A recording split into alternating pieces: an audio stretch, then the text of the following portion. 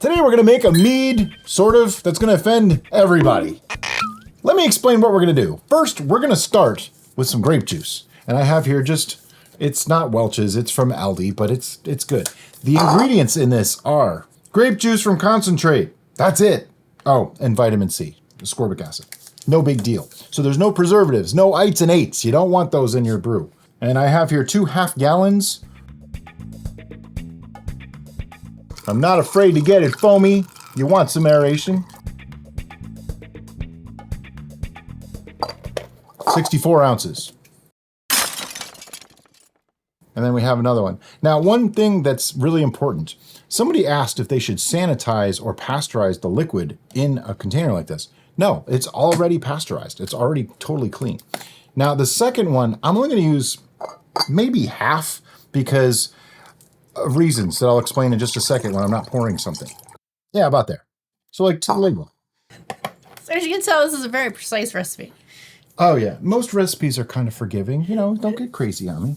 But the reason is we're going to be adding honey to this and keep the fermentation going. So that's going to add volume. Almost 11 ounces per pound.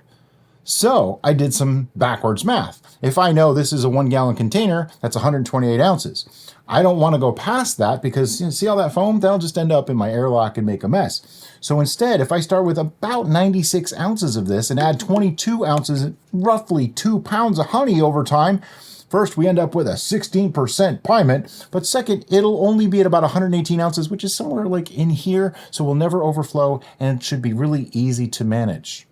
Assuming it goes that high. And if it goes higher, I have a little bit of wiggle room there too, because there's still 10 more ounces before 128. So we're covered all around. So what do you want to do next? I'm going to take a pH reading. Do the pH, okay.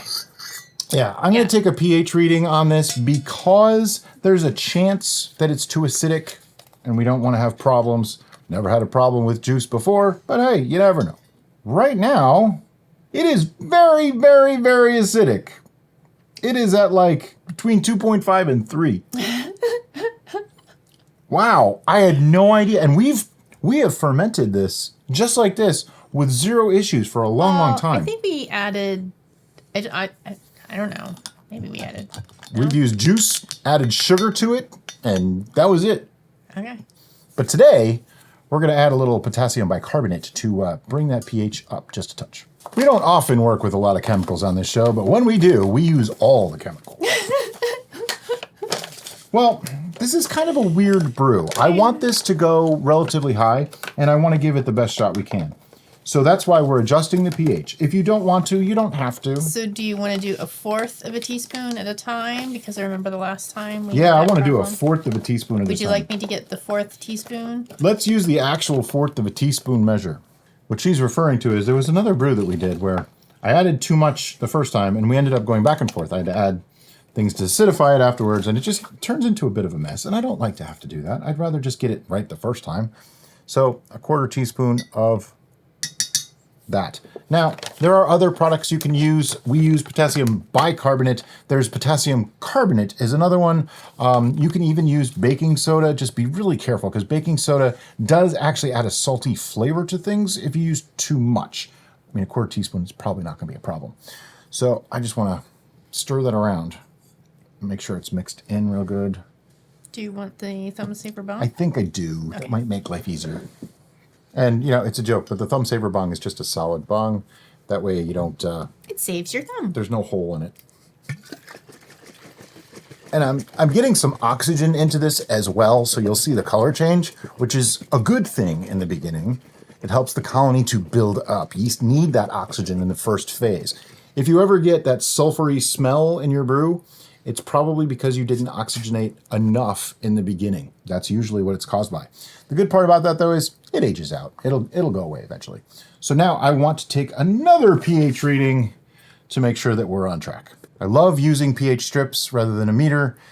They're kind of a binary thing. It's either good or it's bad because how do I know exactly how much I need to add to change it? You know, so if I don't know exactly how much I need to change it, why would I worry about knowing exactly...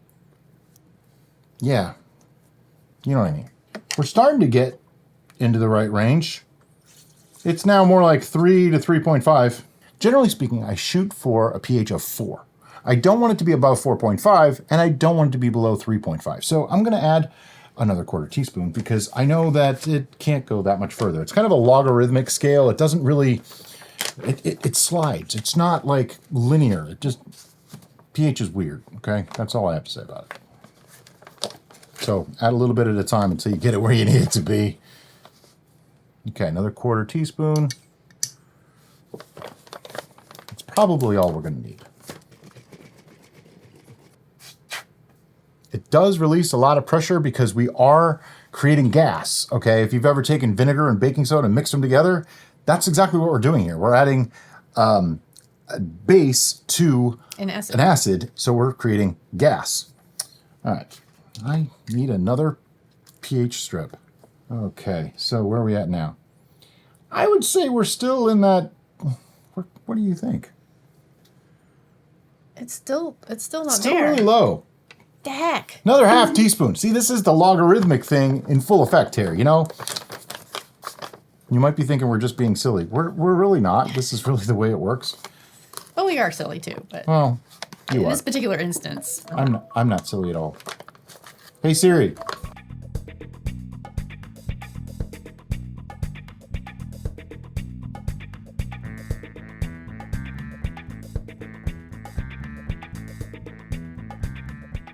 Get on the spoon. All right. Another quarter teaspoon and it goes. Got it all over the side that time. Okay. Hopefully we did it this time. Third time's a charm. That's what they say, right? Third, fifth. That's looking a lot better. That's between 3.5 and 4. Cool. Okay. It's fine. Like I say, we have actually fermented this exactly the way it was. Never worried about it. But since we started discovering pH, we found out all the things that we thought we were doing right that we were actually kind of doing wrong. So it's probably a good idea to make those adjustments. Making those adjustments also are going to help you avoid stalls. Yes. So now we have it balanced for pH. We have some more things to add. Yep. Like a little bit of wine tannin. I think wine tannin is a nice thing to add to. We've made this kind of wine before, okay, where we just use grape juice. And generally speaking, they're a little lacking in the tannin department, so we wanted to add some. I'm just going to put in half a teaspoon. Okay. Are you cool with that? Yeah.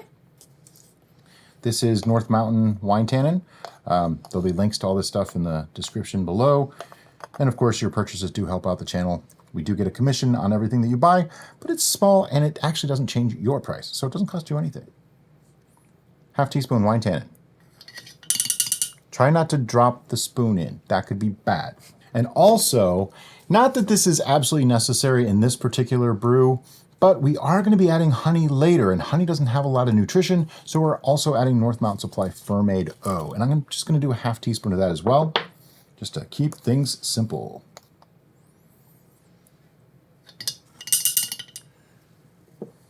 Okay. Now that those things are in there, Mixy, mixy. mixy, mixy. They will dissolve on their own and they don't really affect the next steps that we're going to be doing anyway, so I'm not all that concerned. After that, we want to take a gravity reading so we know where it starts. Now, figuring out the exact amount of alcohol we make in this one is going to be a little bit of a guess and an estimation. It's always quite a bit of an estimation. This time it's more so. Because we're going to be adding volume in honey that's going to change the ABV, but then it's going to ferment, so it's going to change it just gets very confusing. So we're not going to worry about it, but I do need those readings to know when to add honey and if I've added enough. 1.058. Now, the initial reading really isn't all that critical. I was actually just curious. Because what we want this to do is ferment to as close to 1.000 as possible or below.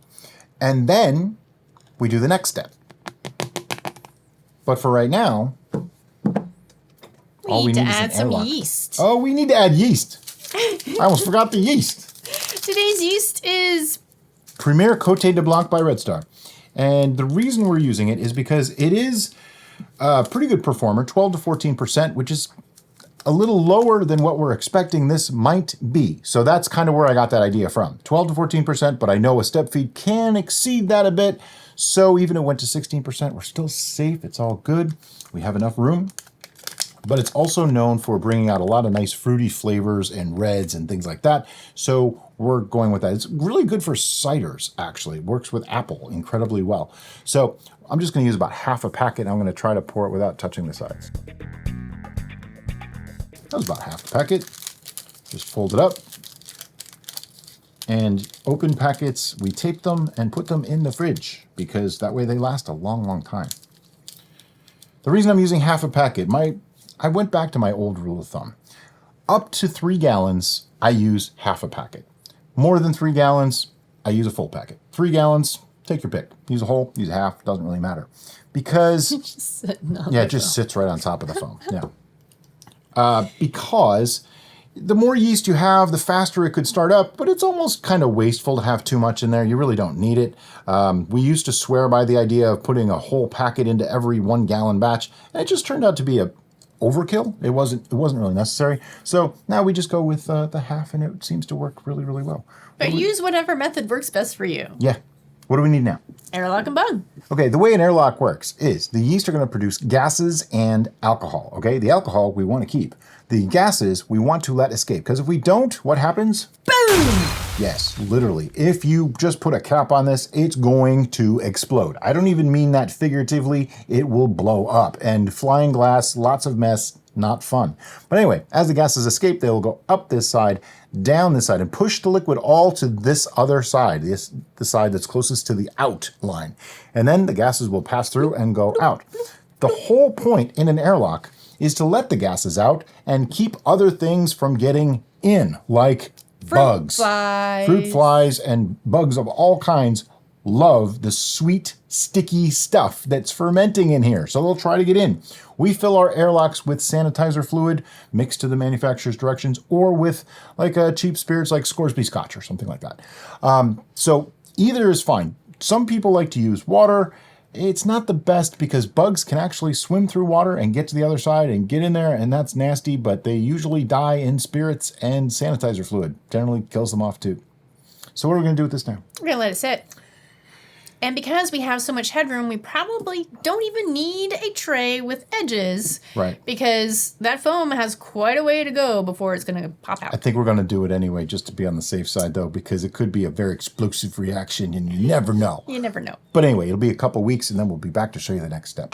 All right, so we started this 1 week ago, and it looks like it's pretty much ready for its first edition, but there's only one way to know for sure. So that is to take a hydrometer reading.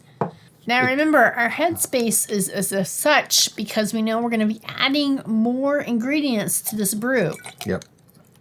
So it's not headspace. It's planned space. On purpose. Space. Yep. Oh, wow. Yeah, that totally worked. Let me see if I can degas it a little bit. There's some gas in the sample. 0.994. So even though this is our first gravity reading at a 0.994, we are pretty safe to start adding more fermentable sugars. Heck yeah.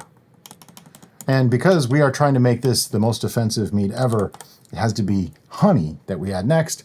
But I need to get this sample back in here.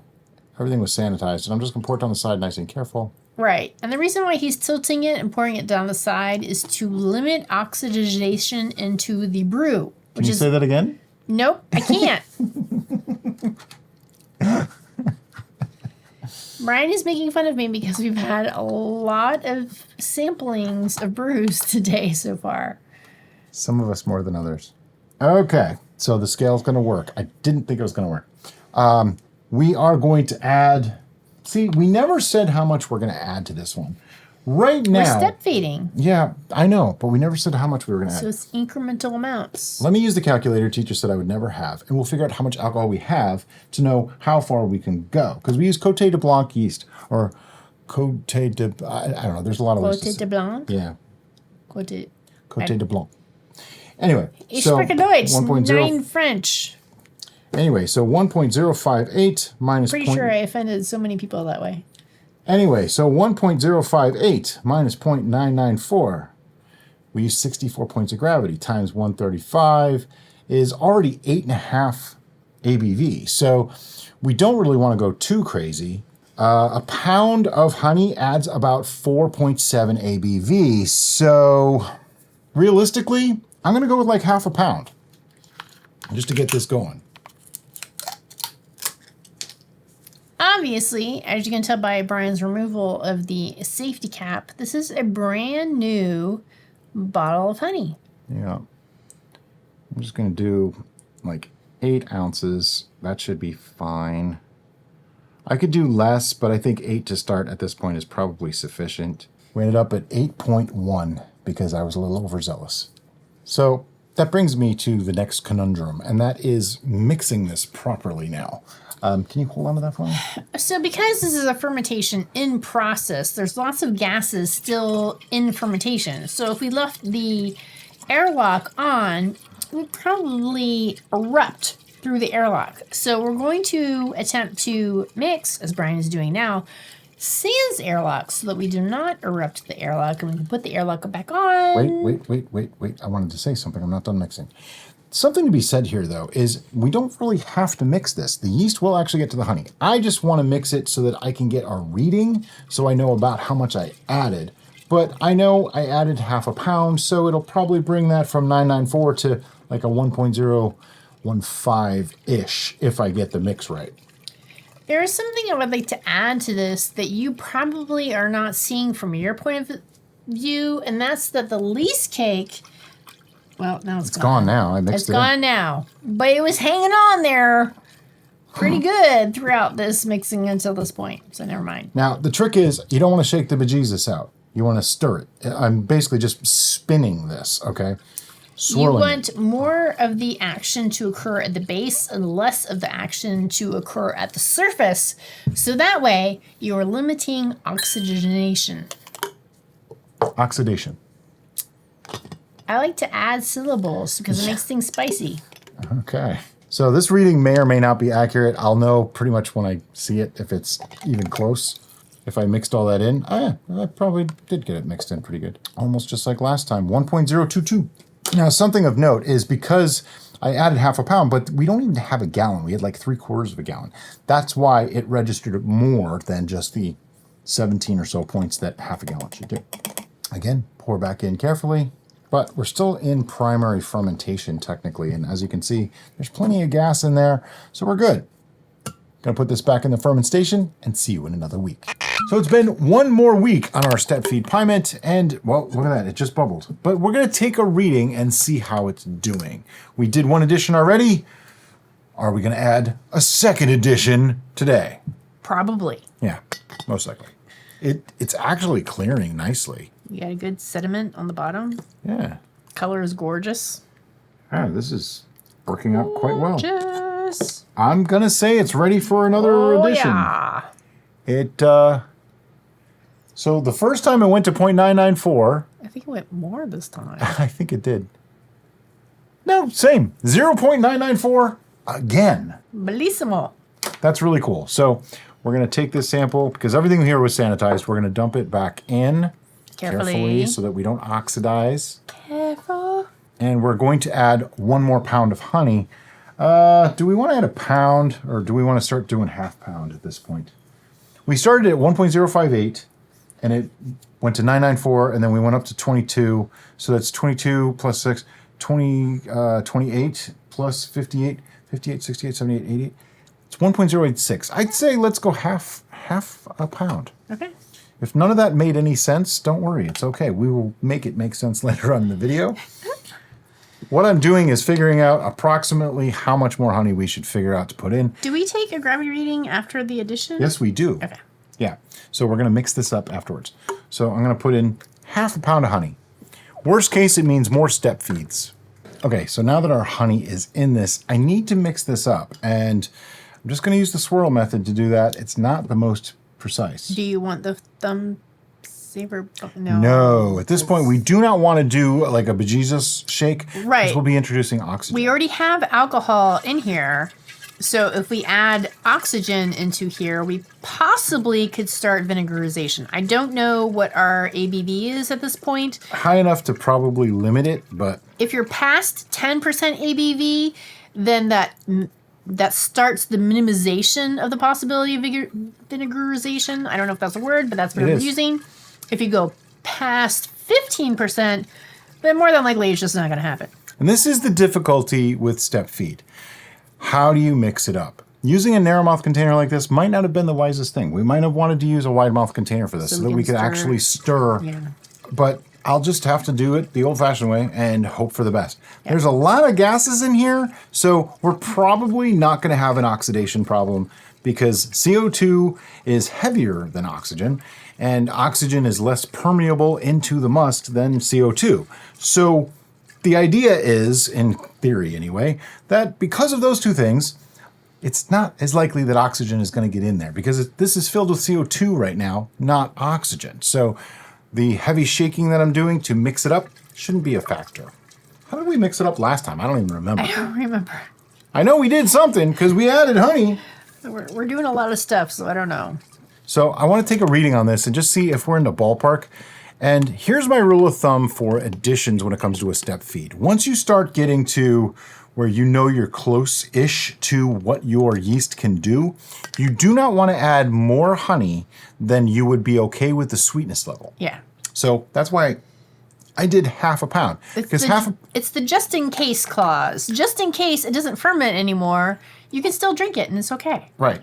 A half pound of honey should add something like 17 points or 0.017. And 0.017 added to 994 puts it at like, I don't know, like a 1.011. I am totally fine with drinking 10 points of sweetness, so that doesn't bother me at all.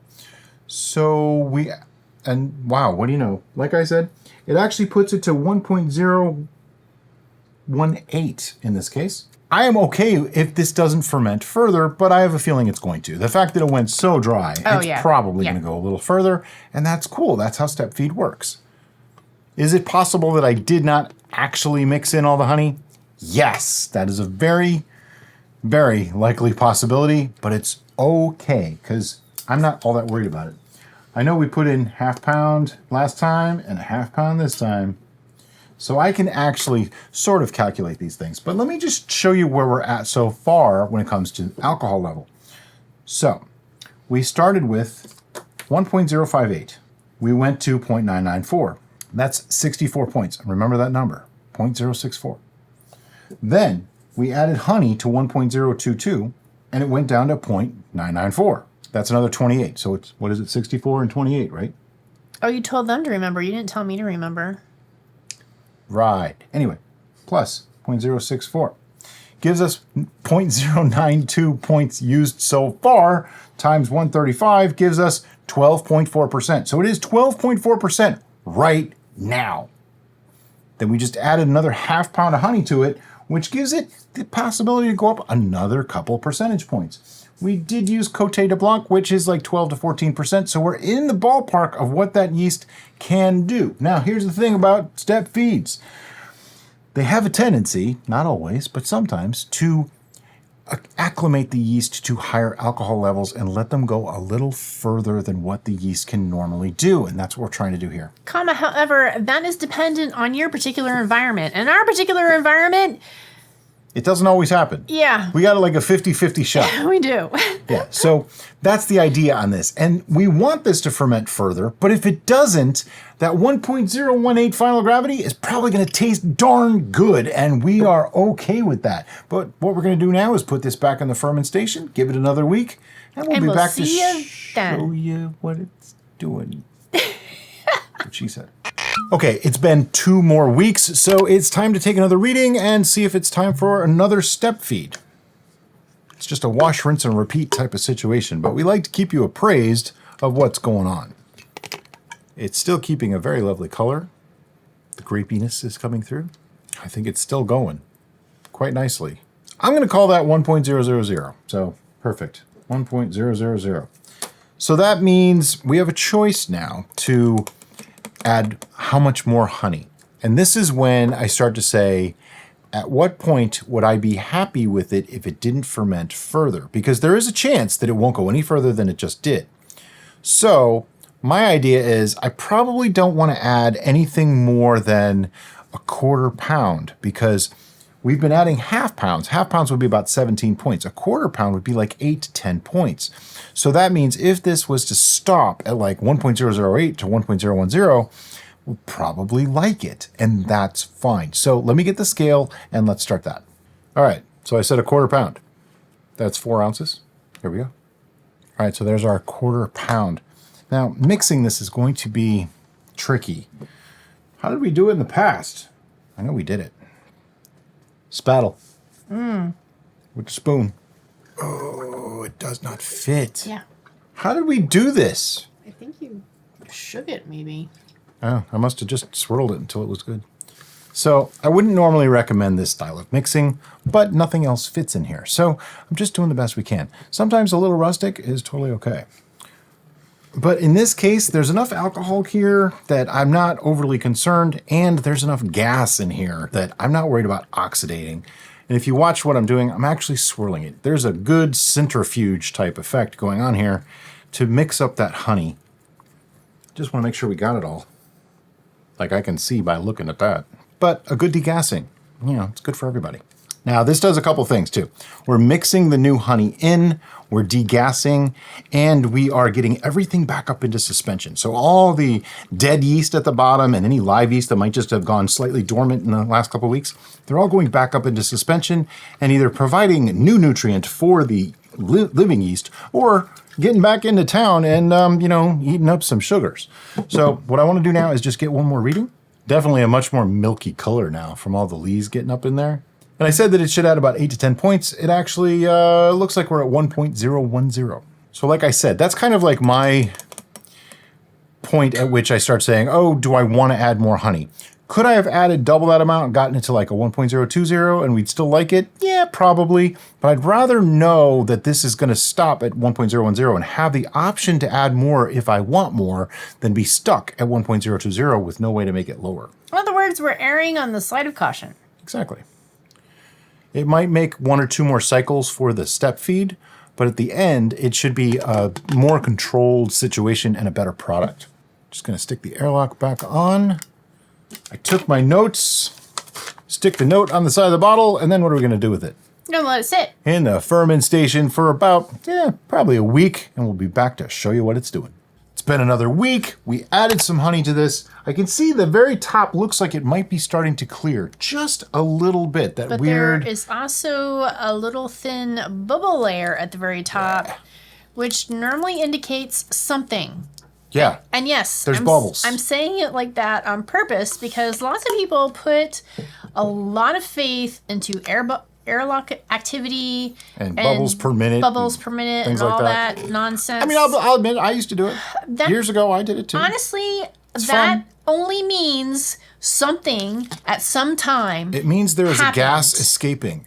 That's all it means. Gas could be escaping because the temperature went up by 5 degrees. Yeah. So last time it was at 1.010 after adding the bit of honey. Wow, this really is quite gassy. It is very gassy. So I'm going to try to degas this sample just a touch. In the cylinder, yeah. However, it did, oh wow, it's spitting up bubbles everywhere. It did actually ferment to 1.002, which means I now have a choice to make. Before we make any more decisions, I need to figure out where this is at now, because we use Cote de Blanc yeast, which is like 12 to 14%. So if we went past 14%, it's probably done. Probably. But let's find out. 1.058 was our starting gravity. That went to 0.994. Means we used up 0.064. Do you want to write a little side note to that? No, I got it. Okay. Then we added honey to 1.022, and that fermented to 0.994 again, which would be 0.028. So 0.064 plus 0.028, giving me 0.092 so far, okay? Then we added more honey to bring it up to 1.018, and that went to 1.000 for another 0.018. So now we've burned through 0.110 gravity. Then we sweetened it up to 1.010, and today it was at 1.002, so that's 0.008. So that means we have used 0.118 gravity so far. Multiply that by 135, and we get 15.93%, we have successfully surpassed the yeast's tolerance. And that is the idea. I'm trying to come up with ways to show different things. Like a lot of the time, we will ferment dry, back sweeten, pasteurize. Done. Here's a way that you don't have to. And that's kind of the whole idea of this exact test. And right now, this is sitting at really close to 16%. But do we know that it's not going to ferment anymore? No, we do not. And part of the reason being is because we did step feed this. And many times, if you want to surpass the alcohol tolerance of the yeast, step feeding is the way to go. So ideally, we want to pour that sample back in here, wait another week, take another gravity reading, and see where we're at. Now, when we take that other gravity reading, if it went dry, like totally, 1.000 below, we may add more honey at that point. But right now, it's still showing, go ahead. It's still showing that it's not really done. It might be done, but it might not be. So we won't know. So I would rather give this a good swirl, degas it a little bit, get all those yeasty beasties that are sitting in the bottom sleeping. Oops, you know what? Take that airlock back out. It's very carbonated. Get those yeasty beasties going and see if maybe they'll ferment out a couple more points. And if they do, then we can add more honey to it at that point. Making a step feed takes longer. It just does. But at the end, we'll have a really nicely blended and balanced mead that we didn't even have to pasteurize and ends up being on the sweet side, if that's the way you like it. If you like things dry, you could just let this go another week and see if you like it that way and just let it sit for a while before you bottle it. No problem. But we're gonna give this another week, see what it does. See that. Okay, so it's been another week. Now last week, it was at 1.002. We also calculated it out to almost 16% ABV, which is past what Cote de Blanc yeast can do. But today, lots of options. We were just talking about this. We're gonna take a reading on it, but if it continued, we're gonna add more honey. If it didn't continue, we might move forward with the next steps, which is like taste adjustments and racking and stuff like that. But we won't know until we take a gravity reading. I really need a shirt that says take a reading. That's all it needs to say, just take a reading. I think I say that more often than anything else on this show. I'm not expecting it to go much further because we really did surpass the tolerance of this yeast by a couple of points. Usually it'll stop right around it, but we're like 3 points past what its perceived maximum is. But then again, yeast can't read, so they don't know that. It's looking like it didn't move, 1.002. So this is still sitting at 15.93%. Next thing I want to do, and this is part of an ongoing experiment that we've started, is I'm going to take a pH reading on this finished must because we've been noticing things are stalling or stopping, and I want to see if there's a correlation with pH to that. So I don't know that we took the first pH reading when we started it, but that doesn't matter because this is the one that we're counting on now. And, oh, that tastes nice. It is squarely in like the 3.5 pH range, which is the bottom end of what most yeast are comfortable with fermenting in, which tells me something. We have a theory, or a hypothesis, I guess, whatever. I don't know. Julie will tell me which it is. She always corrects me, and I gave her an eye roll. I'm sorry, but I had to. It's an idea, and that is that we've had trouble with step feeds, and it could be that as we go higher in alcohol concentration, it's harder on the yeast, but it's also producing more acid, bringing the pH down, making it harder on the yeast. So that double whammy of more alcohol and more acid could be preventing them from fermenting out the way they're supposed to. And that might be why step feeds in particular are stalling or stopping short for us because the process of fermentation itself is the acidifying factor. Right. So as the yeasts are transferring or doing whatever the proper term is to the sugars to make them into alcohol, they're also producing gases and acids. Well, ethanol is slightly acidic. Right. And there's some acids being produced I think too. there's other acids besides that. So it's possible that the step feeding process, because there's a bunch of mini fermentations, is compounding the acidifying process. Yeah, that's the prevailing idea right now. We're going to figure out some sort of test to test that. Not sure what, but we'll figure something out. You said this tastes good. So because it stopped, We should rack it. you just want to rack it and taste it? And let's do some taste adjustments. I'm on board with that. I got like 2 drops. I don't know if it's good yet. Okay. All right, so because we're going to rack it, I don't want to pour the sample right back in here. I'll just disturb all the leaves and everything. So I'm just going to gently pour it into our pitcher. And this is the pitcher with all the raised letters and numbers on it, which is the most awesome pitcher ever. You can get yours. We have links in the description. People are constantly telling us how amazing this is. I'm not even using hyperbole here. It really is that kind of good. It's rare that we get excited about something as mundane as a pitcher. Yeah. But what we turbos, do, it's this pitcher. Yeah. Okay. So We're racking now. there's some lees here. I'm leaving the cap on. I'm going to put this about halfway down into it. And see how much space we have? There's a lot of headspace here because we were expecting to put more honey into this. So we calculated for that and it didn't work out that way, but that's okay. And I just want to get this going. It's not totally clear yet, and I'm actually okay with that. Dark red wines and meads, I don't worry about clarity as much. We don't worry about clarity as much as some people do, okay? Yeah, I just recently did a photo of our dark chocolate pomegranate, which I think is a year old, maybe. Something like that, at least. That I posted on Instagram. I just photographed that yesterday, and it's basically this kind of clarity, but it's still gorgeous. It's still beautiful, and it tastes fantastic. Yeah, that one was really good.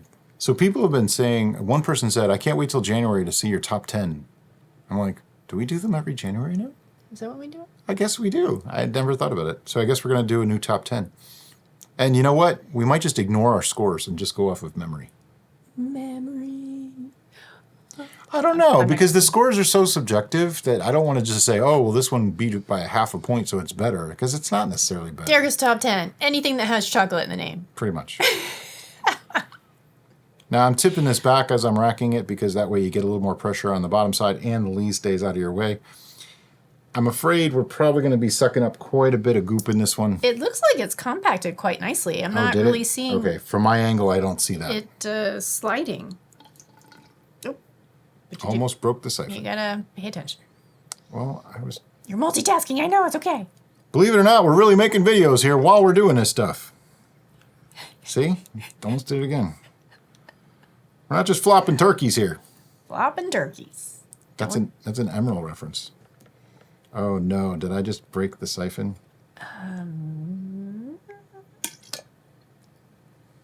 If you break the siphon, it's very hard to get it going again. It's broke. You broke. You broke. You don't. No, we're done. I'll just strain that out and drink it. It's fine. I hate to waste that much. I'll drink it. It won't be wasted. If you start auto siphoning again at this point, you're just gonna make a big giant mess. Okay. Right? Yeah.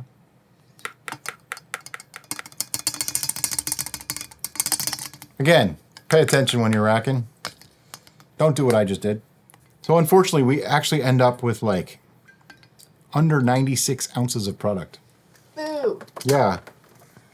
We literally have like 3 bottles of this. That's it. But do we want to do the tasting right now? This is looking kind of cloudy. I mean, we can. Yeah, we're doing the tasting right now. All right. We're going to do our alterations tasting right now. So what I mean by alterations tasting is we have a product here. We don't know if it's any good. I took like a 2-drop test and said, oh, that's not bad. But what if it needs something? What if it, needs acid? What if it needs tannin? What if it needs more sweetness? Well, first of all, it's very cloudy and it's making Brian cranky. It's chalky. It's not bothering me in the slightest. But that's because... It smells fantastic. I know. Clarity does not equate quality. Yeah, there's a certain point. Oh, it smells so good. Mm-hmm. I mean, it's Concord grapes with honey. That. Okay, so this is like almost 16%. It's past the tolerance of the yeast. It should be done. The cloudiness, it doesn't look nice. It just doesn't. It's very cloudy. Like that's a 2 on cloudiness. It doesn't look nice. I'm definitely getting Concord grape in the smell. Not as much honey. I was anticipating a wine flavor, but that is not what I'm getting. this is a whole new world. This is something that I can't readily categorize. It's a Pyment. Right. But it doesn't taste like a mead, and it doesn't taste like a wine. It almost tastes... Tastes like a weed. Oh. WEAD. Get your mind. Don't. Yeah. It definitely tastes like a combination of a mead and a wine. It tastes like a decent dry red wine mixed with a mead. To me. That's exactly what I taste. So I have an idea. I think it's slightly petulant at this point. It might be. There's some bubbles on the side. I'm getting, like, it tastes like a soda almost. Oh, wow. It's sweeter than you would think it would be. Mm-hmm. I personally think it needs a little more body. It needs either more honey or more tannin. Or more tannin. Or Yep. both. Yep. I think some sweetness would do this really good. Yep. And we can add sweetness without worrying about it fermenting, but you still want to be careful. So this should be fine to keep adding honey to. I think I want to add a little. I'm getting more of the grape flavor than the honey flavor. I am cool with adding sweetness, and I'm cool with adding honey. I think it's got a decent acidity, though. Yeah. But I'm with you. It's borderline watery.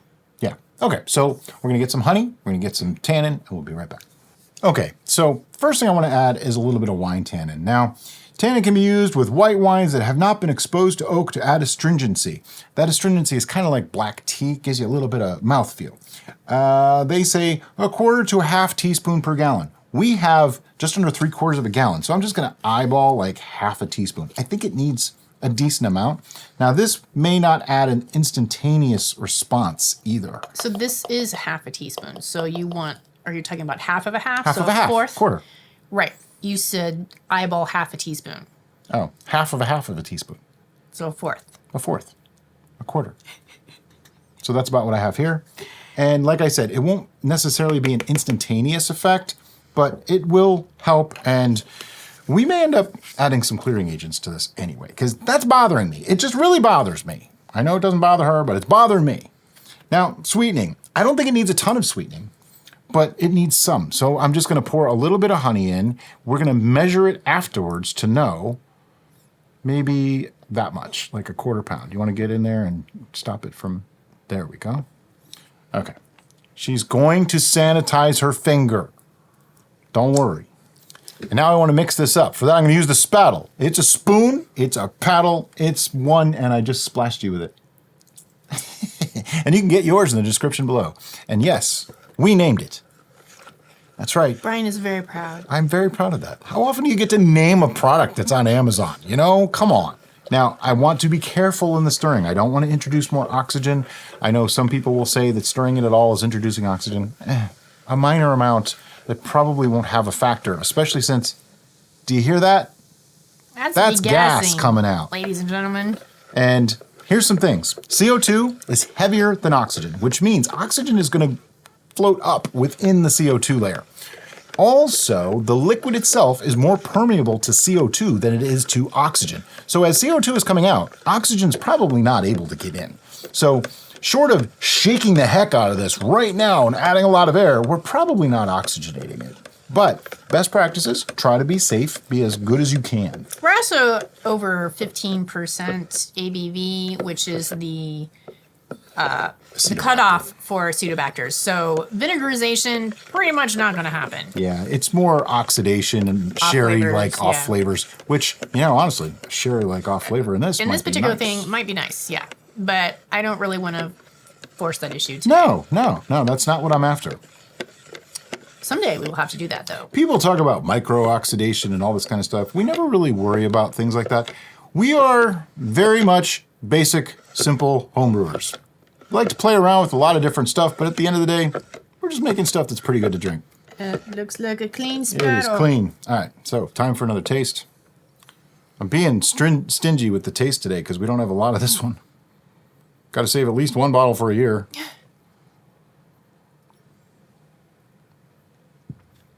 I think that helped it. Mm-hmm. Do you think it needs anything else?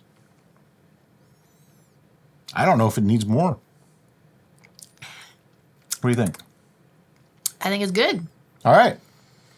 Now, Do you want to add Sparkolloid to this? I really, really, really do.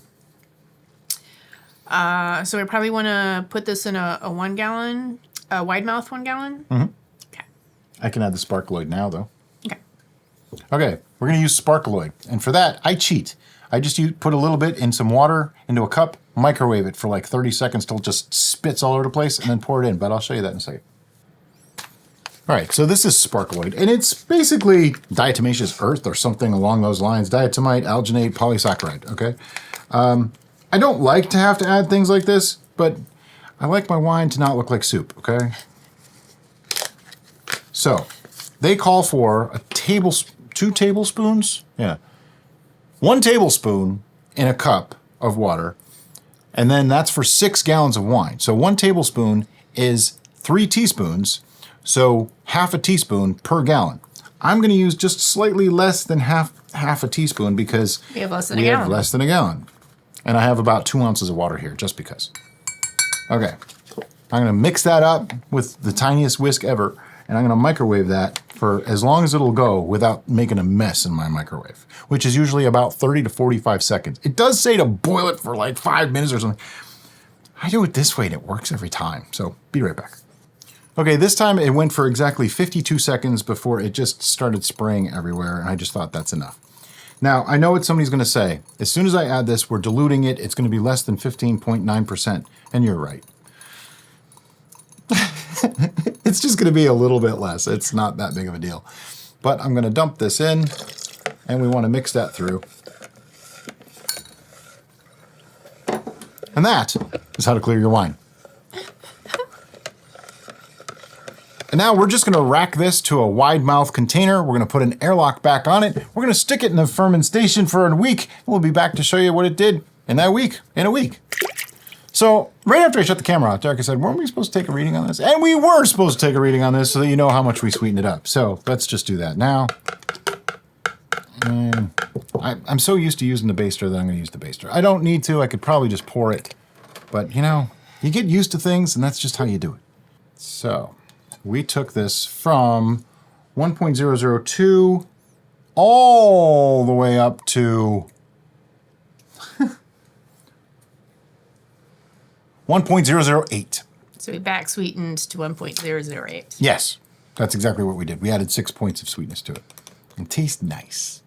Now, once it clears out and all that, we may have to make more adjustments. We don't know yet. We'll find out in a week. See you then. Okay, so we had all that excess earlier from the racking process, and I took a chance here, okay? Nobody get mad at me, but I didn't want to just filter that later or make Derek drink like, 3 glasses of this today, like she would have had a problem. But I also felt like there wasn't enough in here. So at the end, I poured it off very, very carefully to just get as much as we can. Partially because we added Sparkolloid to this already, so it's going to clear out, which means all that's going to settle. So it isn't really all that crucial. Also, the lees cake in this actually settled out, and it's pretty much stuck to the bottom even when he was pouring it. So we didn't really get that much of the old lees in here. Right. Now, before anybody freaks out about oxygenation of this brew at this point, let me just show you a little something here. We talked about it already, but It's still gas. Plenty of gas in here. The idea that we oxygenated by doing that is pretty slim. Is it a chance? Yes. Is it a risk? Yes. Is it necessarily the best thing to do all the time? No. But I probably would have made things worse if I tried using an auto siphon to get that out. So there's a time and place for everything, and there's multiple ways to do the same thing and still have a great result. It's my story, and I'm sticking to it. See you in a week. All right, so a week ago, we actually added some honey to this, and we added Sparkolloid and some wine tannin. That was kind of our flavor adjustments. Now, let's see, did it clear? Let's get out a light and take a look. It looks as though it's more clear. Let me see what that looks like. Oh yeah, it actually did clear. Yeah, you can totally see right through it. This is now a beautiful red color. I really like it. It is super, super dark. Yeah, it's so dark that it's hard to tell. Clear dark rather than murky dark. But what I'd like to do with it, because we did add more honey, just as a precaution, a safety measure, however you want to see it, I want to take a reading on it, just to make sure that it didn't ferment any more of that. Now, I don't expect that it did, because it did stop at that 1.002 mark, but you never know. Right, because we did add things, we did change its environment. It's possible that little alteration caused the yeast to get happy again. Oh, look at that. That is super clear. 1.008. Okay, so no beautiful. movement. Now, before we bottle this, we will let this sit for a month or 2 or maybe 3 and check it again before we bottle, just to be, absolutely double, triple dog safe. At this point, I seriously doubt we're going to see any more movement. No. But because we didn't do any heating or chemical stabilization, words, man, they're hard. We want to just make sure that we're really safe because we don't have any other means other than by checking it multiple times as we have and seeing that fermentation is not continuing to know that it won't start fermenting in a bottles. And if it does that, it's going to create gases, which are going to create pressure, which could create a bomb. Right. And we don't want that to happen. Right. This is supposed to be stilled. And that's why we're stressing it so hard in this. I personally don't feel like it's going to go. We have no indication that it's going to continue. But I want to stress for you to be safe so that way you don't have problems. Yep. But you know what we need? Scorecards. Scorecards! That's something I want to talk about briefly. It might have been touched on, but I want to actually explain something. We are not going to be pasteurizing this because someone's going to ask, and they're going to ask, why didn't we pasteurize this one when we always pasteurize? Because we step-fed this past the tolerance of the yeast until the yeast stopped going. We just kept adding and adding and adding. I have 1, 2, 3, like 4 or 5 additions here. We kept adding until it stopped. And at that point, we made sure it was done, and then we added whatever we needed to. More sweetening and more flavor adjustments, just a little bit, and clearing agent. And we let that sit under airlock and to make check sure. again, which we just did. Now, is this as absolutely 100% sure it's not going to keep fermenting as pasteurization?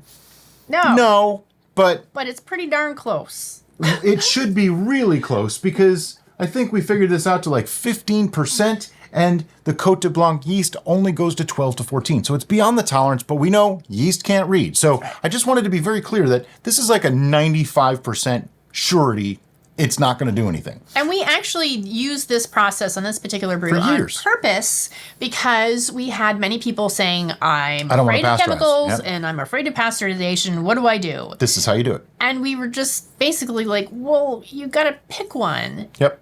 But this is a third alternative. A third alternative, just with that caveat that you have to be super, super, super sure before you bottle.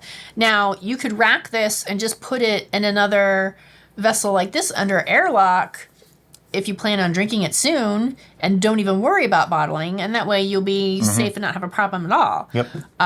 Yeah, we'll probably be leaving this for a couple months before we bottle it. So Right. it's all good. Just a little bit of taking the reading and moving. It's degassing now. That's because we don't even really have the lid on there. It's just... Yep. Anyway. So first thing that we talk about is repeatability. And that just means how hard is this for somebody to do? Now- Step feeds are not the simplest of things. Right. And this judgment is simply a way for us to verbalize to you how simple we rate it for you to do at home. Are there problems? Are there complications that may cause you an issue? And as Brian has already said, it's a step feed, and step feeds do what they are going to do. Now, some things that we had to do in this one. We used a grape juice, we added fermento, and then we added honey later. But we also added potassium bicarbonate. So there was some adjustments to this. I'm a little lower on repeatability than some others. I'm a 6. I'm 7. Okay, so we're close. Yeah. Repeatability doesn't count in the final score of the brew. It's just more if you're brand new at this, how hard would this be for you to replicate? I don't think this should be your first brew. I think this is a little bit much for your first Well, brew. I think if you keep this video handy and you follow each step by step and you make sure As long as you understand what the steps are and the processes. Because that's the thing. If you know what you're talking about, if you understand what step feeding is, you can totally do this your first time out. And this is another comment that we often get on the channel. Well, mine didn't come out the exact same as yours. It probably won't. And it probably won't. And that's okay. As Especially long as in a you're step feed. in the ballpark, have some correlation or similarities to what we're doing, then you should be okay. If something is like vastly different, then stop and leave a comment, and Brian will try to help you figure things out. For instance, we used like 4 additions. Yours might be done in 3, or it might take 5 or 6. Yeah. Keep going. Do the routine. Just keep going until it stops going dry. Once it stops going dry, now it should be fine to not ferment further. Now, if it goes dry and you like it dry, you can totally stop there and it's safe too. Yeah. That's the other side. There's nothing to ferment. There's no danger. You're good. All good. It's if you want it sweet. And we prefer stuff like this to be a little bit on the sweet side. Anyway, so repeatability, we were done. Yep. Appearance. I need to show you guys the clarity on this. As you can see, that is a beautiful color, bright red, and it's super clear. Like you can see right through it. That is up against our main light there, so that's why it looks very, very white all around it. But color and clarity on this is beautiful. This is beautiful. It is dark, it is red, it is making me happy. Yeah, couldn't ask for it better. On to aroma, and this is where we say, does it smell good? Does it smell like what it's supposed to smell like? Does it, smell young? Does it have a weird anything? And if you really enjoy experiencing beverages and trying to get all the aspects of it, when you smell something, really get your nose in there. Yep. Approach it gingerly, because if it has lots of alcohol, that's like going to burn. And also try moving your face around a little bit. Yeah, use one nostril or the other. Yeah.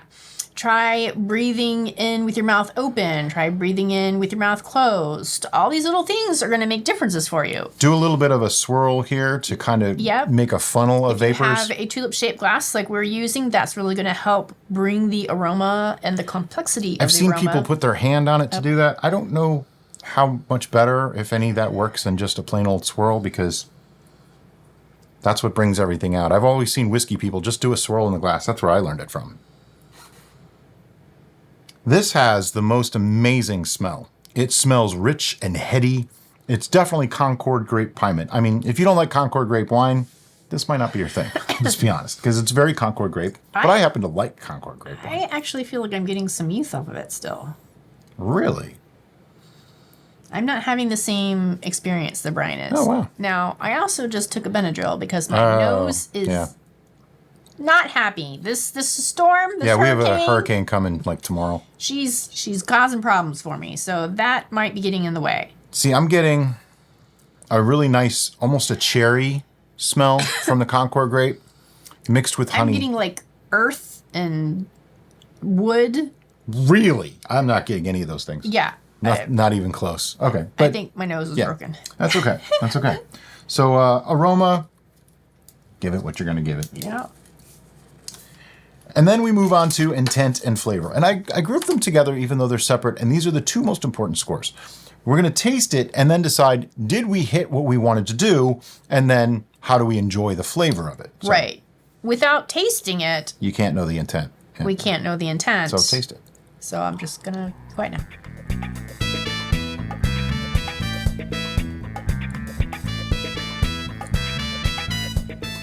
I'm really liking this. For a barely sweet wine that tastes much sweeter. This is 1.008.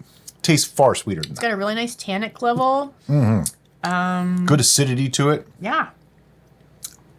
It definitely reads wine. Yes.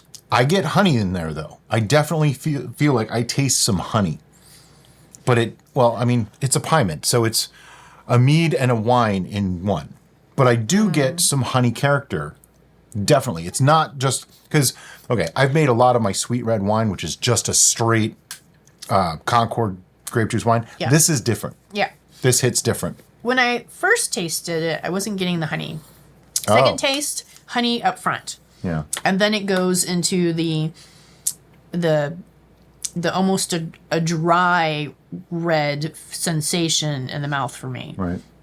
There is a little over a pound of honey in this. Now, I just want to give a little caveat here. It can be argued that this is not a true mead because the juice alone was 1.058 and just the over a pound of honey would only be like maybe 1.042. Actually, some of that didn't ferment. So there's 56 points of grape. There's about 42 points of honey. So the argument could be made that this is technically not a mead. Yep. And that's fine. I'm fine with that. I don't get hung up on that. I just wanted to be clear because someone will ask. So technically, this would just be a wine with honey flavors, or I don't know how you'd classify it. It'd be a wine. But the honey's still fermented, so it's not a wine. Exactly. It's not just grape wine. Honey added at the end. Exactly. Because those of you that it's in between. Are longtime viewers know we have an issue with that. It's definitely a fermented honey and a fermented grape beverage. I would call it a grape forward Pyment rather than a mead, a honey forward Pyment. Yeah, that's fair enough. That's probably the best way to conceive of it, because the honey is there, but it's not like super strong. All right, so we're going to talk about intent first. As intent goes, I think this is fairly successful. We wanted to do a step feed and not pasteurize and make a Pyment that tasted good. Yep. That was how low the bar was. Yeah. Yeah, this was more of an illustration of a procedure rather than an actual. Can we make a thing? Because we've made Pyments before. We knew we could make a thing. That wasn't the issue. It was illustrating the procedure, and I think this. Yeah, I think we nailed it. Did perfectly. So I'm going high. Going high too. When it comes to enjoyment and flavor, I like this kind of wine. This is definitely something that I would have with dinner, or just when I'm cooking, pour a glass of it. It's got more of a cherry-like, the Concord grape flavor. I don't know that I would put it in much food, but it's great with food. It definitely makes me think food pairing. Tomato sauces, meats, rich fatty foods, because it will cut that fatty sensation. It works a lot like a Pinot Noir. Yeah, and it does. And it's funny because we just had a bottle. Just recently, we actually purchased a commercial bottle of Pinot Noir, which we haven't done in years, so it was kind of silly. And now this does remind me of that. It really does. Yeah. It's not quite as dry. It's not quite as full and rich as that one was, but it would go with a lot of the same stuff. Yeah. Yeah. Overall, though, I actually really like this. I'm enjoying it. Some things that I would say, though, if the honey character is not strong enough for you, you could try diluting the juice a little bit before adding the honey, so that way your original gravity is lower, and that way the honey would come forward. Or you can add more honey in the sweetening phase and get more honey. It'd be sweeter, but you'll have more honey character. So those are two ways that you could do that. Yeah. The first method would actually turn this into a mead if you did the right amounts. The second one still makes it a wine with honey added for flavoring. So I don't know. I'm not caught up on the names. I just know that someone's going to ask, and I just want to be clear about that we know that this is not technically mead, but I'm still calling it a Pyment. Technically. Gotta mark a number. I know I do. But okay. We are going to calculate our numbers now, and then I'm going to show you our scorecards when we're done with that. And we'll have final numbers on how this brew did.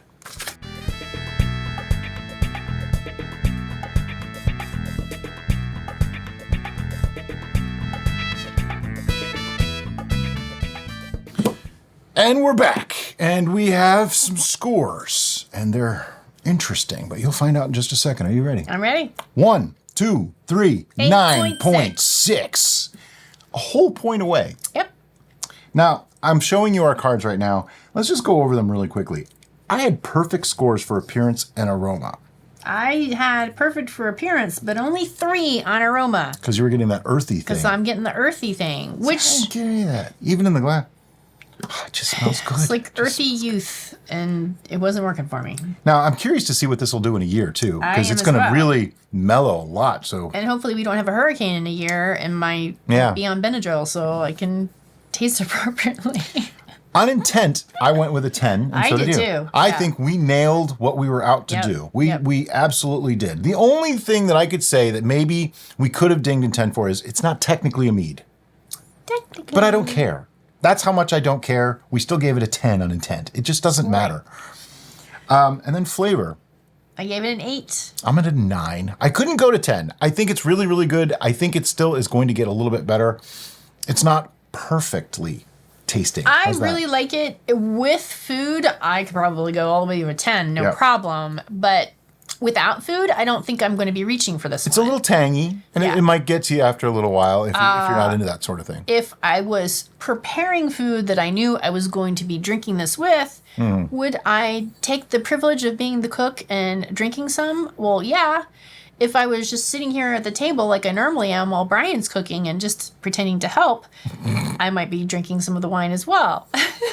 Overall, though, I would call this a huge success. This one came out Absolutely. absolutely really, really great. Absolutely. I mean, that puts it squarely at like a 9 for a total score. If you're looking for a deep, rich, fully mouth-engaging sensation beverage to go with a meal, then I would say, please make this. You will enjoy it. One other point about this, though, that makes it interesting, too, is you can make just a basic grape wine, which is nice. But by adding the honey, it actually adds complexity and takes it up a few notches. Yeah. We've done a bunch of stuff with grape juices, and we can put some links, and I'll have one here for you to see. But I think this is probably the most approachable way to take this up a bunch of notches without putting in a whole bunch of exotic ingredients or different methods. Because there was very little chemicals used. I think we just used pH wine tannin, fermento, and Sparkolloid. Oh, okay. And potassium bicarb. So, okay, we used a couple of chemicals, but they're easy to get and common stuff. Nothing crazy. But stabilization, natural stabilization. As always, we will have the links and the volumes of the ingredients we used for this particular beverage in the description below. And as always, guys, thanks so much for watching, and have a great day. Bye-bye.